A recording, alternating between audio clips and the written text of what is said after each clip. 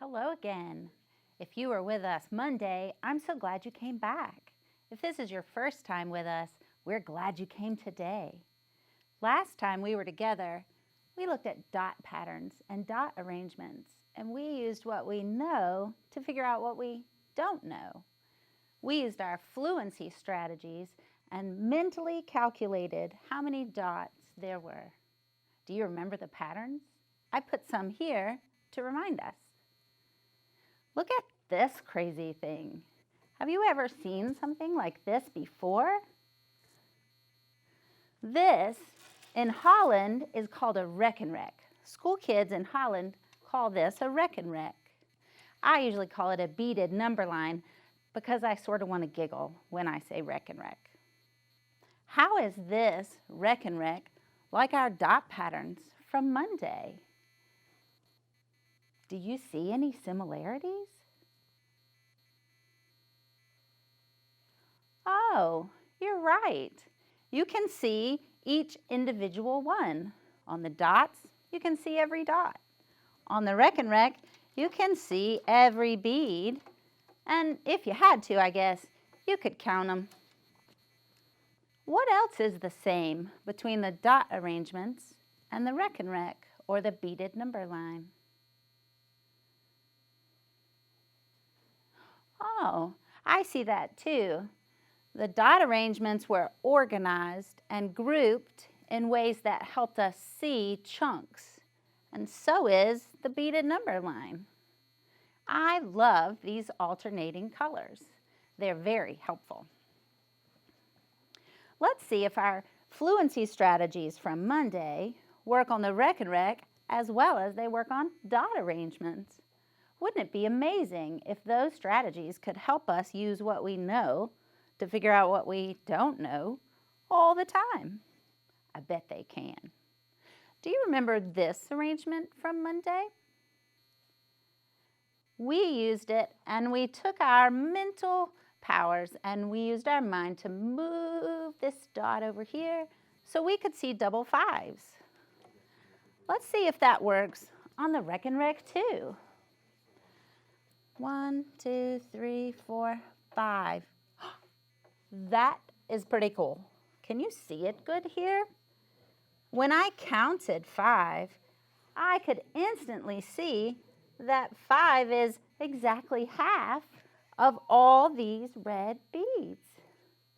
Oh, that means I know two things that help me. If I know this is 5, then this must also be 5 because it is the same. It looks the same length. And double 5s are 10. Oh, wow. Do you see what I see now? If this is 10, what do you bet this is?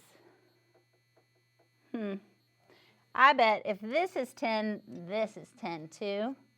That means that would be double 10s.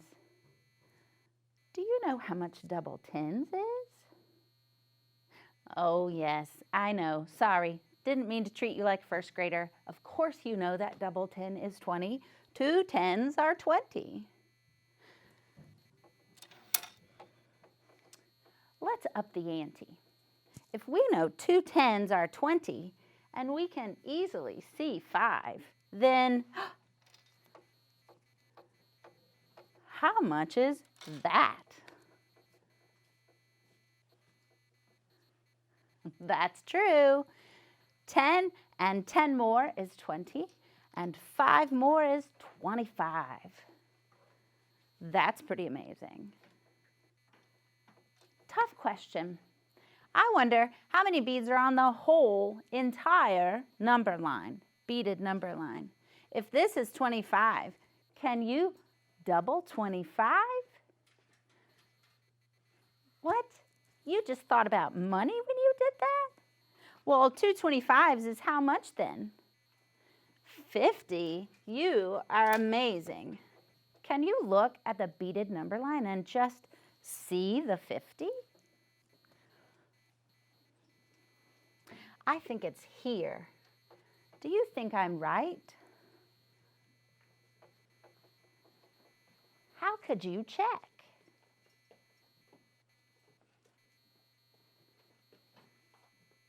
Oh, that was pretty quick. I heard someone count 10, 20, 30, 40, 50. Did you do it the same way? Oh, that was even faster. You knew. I heard someone say, if it was as easy to find 5 in the middle of my 10, then I can use the same strategies to find 50 in the middle of... Oh yeah, you figured out how many beads are on the whole beaded number line. There must be 100 beads on the beaded number line. I like beaded number lines because of this alternating pattern of colors. The cool thing about that alternating pattern is anywhere I grab a 10, I can see all those helpful combinations of 10 that we talked about on Monday. I know this is 10. I also know this is 10 because I know the number combination 9 and 1 makes 10. So I could just grab and make a 10 anywhere. And I can see the number combinations 4 and 6 that make the 10. I think that'll be super helpful for us. So if all those fluency strategies we talked about on Monday are supposed to be helpful in a ton of situations, then let's see if the Rec and Rec, or beaded number line, and what we know already can help us figure out things we don't know and solve some problems.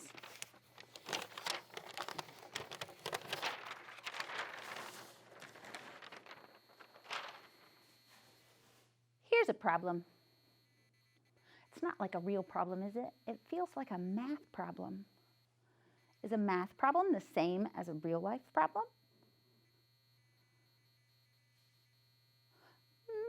In some ways they are. Do you ever use math to solve real problems in real life? Me too. I use it all the time. Math helps us with sharing. It helps keep things fair, helps me know how much money I have, helps me know how many kids I have in class, helps me know if anyone's missing from class. Math is super helpful. But in order to solve problems in math, just like when you solve problems in real life, the first thing you have to do is understand the situation. If you had a friend who was having a hard time and they asked you for help, first you'd have to understand the situation they were having trouble with. So let's look at this problem and think about the situation. Alicia has 10 books to return to the library. Her sister has 9 books to return. How many books do the girls have to return to the library? Let's make sense of the situation first. What do we know? Yep, we know that Alicia has 10 books. I can see it in my mind's eye. I might see it in any of these arrangements like before. Her sister has 9 books. We know that too. They have almost the same number of books. And what is it we'd like to figure out? Oh, they're going to have to take Alicia's 10 books and get in the car, and her sister's 9 books and get in the car together. And they're going to have to take all those books, Alicia's books and her sister's books, and carry them to the library and drop them in the slot. So 10 books that are Alicia's and 9 that are her sister's. What is it we're going to need to do? Oh, I think so. Let's see how the Rec and Rec can help us. It's easy to find and mark how many books Alicia has because it's so easy to see the 10 on the Rec and Rec. It would be easy to find 9 beads to represent the books her sister has because 9 is the same as 10 minus 1. That means altogether, Alicia and her sister have 19 books to return. I think we started with one that was too easy again. Let's see if the next one is any harder.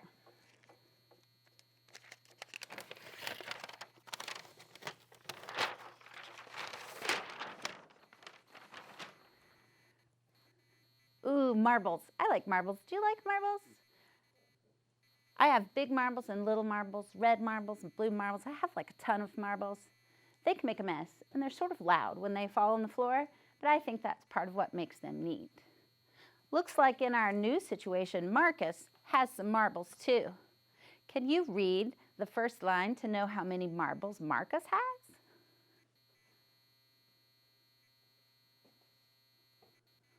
That's right. Marcus has 17 marbles.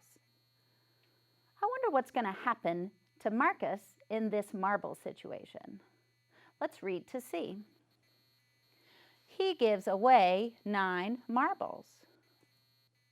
Why on earth would Marcus do that? Why would Marcus give away 9 of his marbles? I don't guess I have to know. How many marbles does Marcus have now? Oh, this is a subtraction problem. Can you see that situation?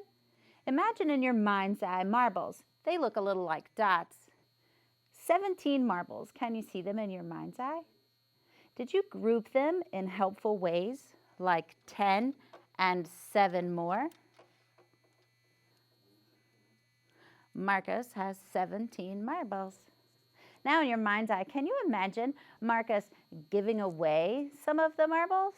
What action happens in your head when you imagine Marcus's situation? That's pretty straightforward. We just need to take 9 marbles or beads on our beaded number line and slide them away to represent removing 9 marbles from the 17 Marcus started with. How will we know to grab 9? Well, if I cheat and look over here, then I know this is 7. 10 and 7 are 17. So 7, 8, 9 marbles. That must mean that now Marcus has 8.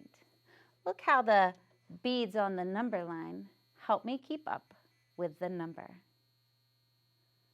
Okay, pretty easy, huh? The beaded number line is a helpful tool. However, most of the problems we encounter in real life are not as easy as Marcus and Alicia's problems. They have bigger numbers, they have harder things to think about. Sometimes it's not even easy to figure out what we would need to do to solve the problem. We might need more things, we might be losing things, we might be combining things, we might be putting things together, we might even be comparing 2 different things. So I think, even though I love this Wreck and Wreck, we would look pretty silly if we carried it around. It's like bigger than your mom's purse. It would look totally silly if we carried this beaded number line around all the time. So let's think about how we can record our thinking strategies from the beaded number line in a easier to carry way. As a matter of fact, this nifty way works on any blank piece of paper. And once you get really good at it, you can even just see it in your mind's eye. So let's think. Our new problem is about Bev. Bev gets money for her birthday. Does your family give you money on your birthday? Do your friends give you money, or do you get presents instead? Some people don't celebrate birthdays in the same way. Some people have close family dinners, and it's the most exciting part of the day. But Bev, in her situation, she's decided to save her birthday money. You know, last year, Bev got $45 whole on her birthday.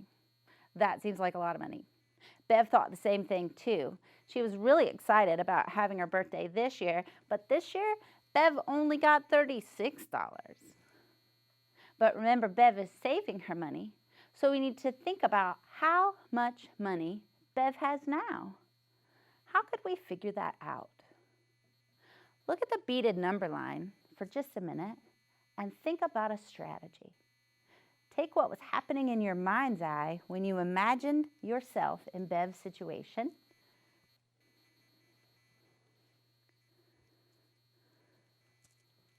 Oh, that sounds like a great strategy. We could find 45 on the number line and pin it to mark the money that Bev got last year. How can we do that? There's a bunch of ways to find 45. I'm going to just hop right in. 20 and 20 is 40. 5 more is 45. I went kind of fast. Will you check me, please, and make sure I did it correctly? Yep, I checked myself too. That looks like 45. So if my pin here represents the money that Bev got last year on her birthday, then if I imagine getting more money on Bev's next birthday, then I'll be pulling more beads to figure out how much she has now. How many more beads am I going to pull? Yep, 36. So here's an easy way to record your thinking from the beaded number line onto an empty number line. First, I just make a line. The nifty thing about an empty number line is I don't have to make all of the marks for all of the numbers. Thank goodness. It wouldn't be any fun to sit around and just mark out 100 marks. That would be super boring. And some people would have to measure them so that they were exactly even instead of just ballparking. But for our purposes, we're just going to ballpark it. So if this clip marks the 45 on the number line, then I can just make that mark and label it. And now everyone knows my thinking because I marked it and I labeled it. This place on my empty number line represents the same amount, 45, as this clip on the beaded number line. They both represent 45. 45 what? Yeah, $45 that Bev got for her birthday last year. Okay, now we got to figure out how are we going to add on the $36 that she got for this year. Oh, that's right. We can use those fluency strategies from Monday. We can do things like make a 10. We can anchor on 5 or anchor on 10. We could even use doubles. Let's look at the number line and make a solution plan. Oh, I like that plan. Let's try that plan first, and then we'll try another. We could just add 5, because it's easy to see, and now we're right about here. So on my empty number line, I would need to record that I added 5. Am I done? No, not close, because I still have to add more money in order to represent the 36 that Bev got. Well, we've done 5, so we could do 10 more. That would be easy, because then a jump of 10 puts me right here. A jump of 10, and where is that on my number line? Oh, I'm at 60. Are we done? Not quite. 10 more. Now we're here at 70, and we got there with a jump of 10. Are we done? Not yet. A jump of 10. Now we're here at 80, and we got there by jumping 10. Are we done? How can we check? Oh, yeah. These numbers represent how much we've added on so far. 10, 20, 30, 5. We've only done 35. How much more do we need to go to get $36 Bev got this year? Oh, just 1. And when we jump 1, where will we be? At 81. Wow, Bev's got a lot of money now. Bev has $81 that she saved from birthday money.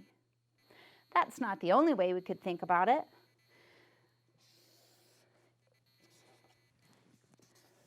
You might see different chunks. If we start right here at 45, representing the dollars Bev got last year, we're in the same place as the last strategy. But we could jump totally different.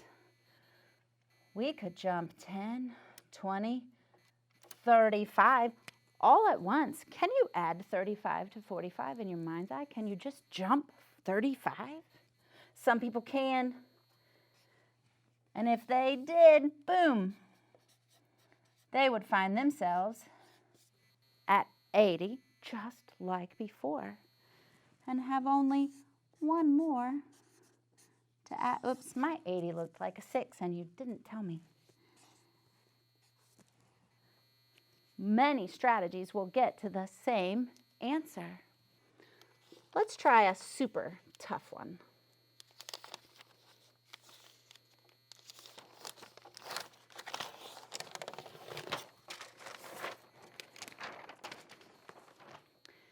This kind of problem can be challenging, so I made the numbers be a whole lot smaller so we could think more about the situation and less about the calculation. When Jack was little, he planted a tree. Have you ever planted a tree? Me either.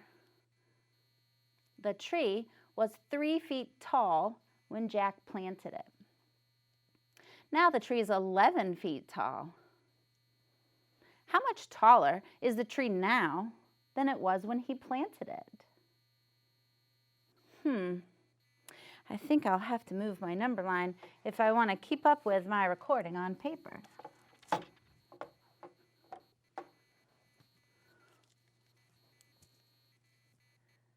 When Jack was little, he planted a tree. The tree was 3 feet tall. I'm going to find 3 and represent it with a clip on the beaded number line. Now the tree is 11 feet tall. Well, I guess I'll have to represent how tall the tree is now. So that would be 10, 11. And on an open number line, this would be the 3, and this would be 11. Well, what exactly is the problem asking me to do? What kind of solution are we in search of? How much taller is the tree now than when he planted it? Oh, this is one of those compare problems. They're asking us to compare how tall the tree was when Jack planted it to how tall the tree is now. Can you use the beads to compare them?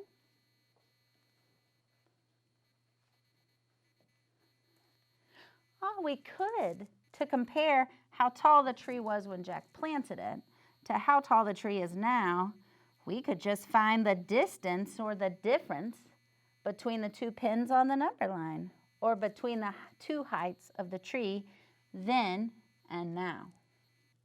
So how far apart are they? What? Really? You didn't even need the beads? You used a combination of 10 to figure that out? How? You know that 10 is 1 less than 11. And you know the 10 combination with 3 is 7. And you knew this distance was 1. So the tree must be 8 feet taller.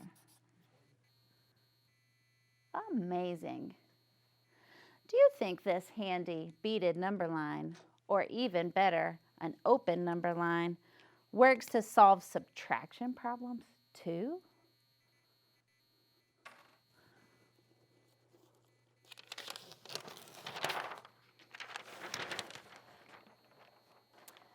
I bet it does. I bet you could figure out how, especially if you think about the relationship between addition and subtraction. You can use addition to solve every subtraction problem, or you could subtract to solve subtraction problems. Can you subtract to solve addition problems? Sounds amazing. Can't wait to see you next time when we get really tough problems solved.